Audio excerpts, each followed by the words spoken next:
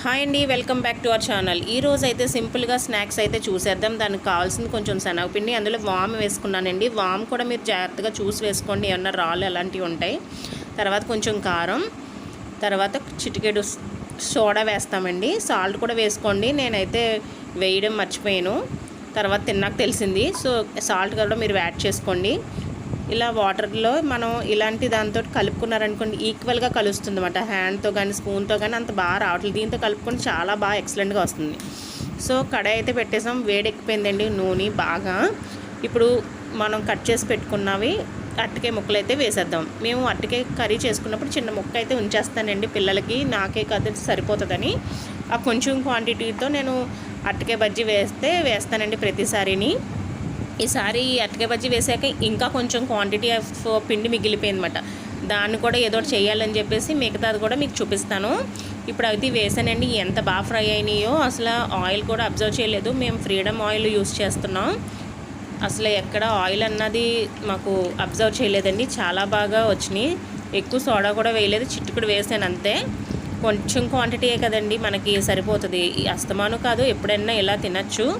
విడివిడిగా అన్నప్పుడు ఇలాంటివి చేసుకోండి, సింపుల్గా అయిపోతుంది అన్నమాట. చూసారు ఎంత బాగా ఫ్రై అని అయితే పక్కన పెట్టేసాం. ఇంకొంచెం పిండి అయితే మిగిలిపోయిందండి.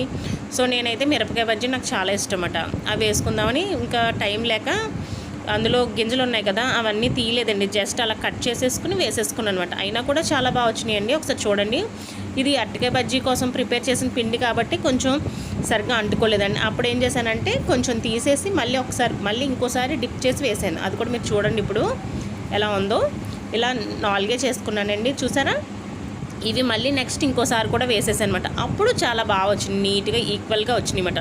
మనకి ఇష్టమైతే కట్ చేసి ఆనియన్స్ లెమన్ జ్యూస్ వేసుకుని తింటే చాలా బాగుంటుందండి. కానీ ఇంక ఈ 4 అయ్యి ఎందుకని చెప్పేసి నేను ఏం కట్ చేయకుండా డైరెక్ట్గా అలా తినేసాను. నేను ఒక చాయ్ తీసుకుని దాంతోపాటు తినేసాను.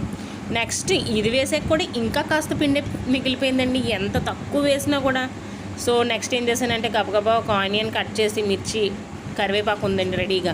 సో అది కలిపేసి మనకి స్ట్రీట్లో ఉంటుంది కదా అదే టైప్ మాదిరిగా పకోడీ అయితే వేసేసాను. చూసారు ఎంత బాగున్నాయో. 3 ఐటమ్స్ అయిపోయినాయండి కొంచెం పిండిలోనే. ఈవినింగ్ స్నాక్స్ అయితే మాకు రెడీ అయిపోయినాయి.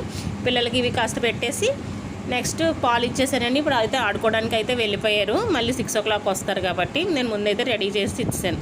చూడండి ఎంత బాగా కుక్కినాయో, చాలా బాగా కుక్ అయినాయి. మీరు కూడా ట్రై చేసి ఎలా ఉన్నాయో తప్పకుండా నాకు చెప్పండి. మీ కమెంట్స్ కోసం నేను వెయిట్ చేస్తున్నాను. అలాగే నా ఛానల్ కూడా నేమ్ పెట్టండి.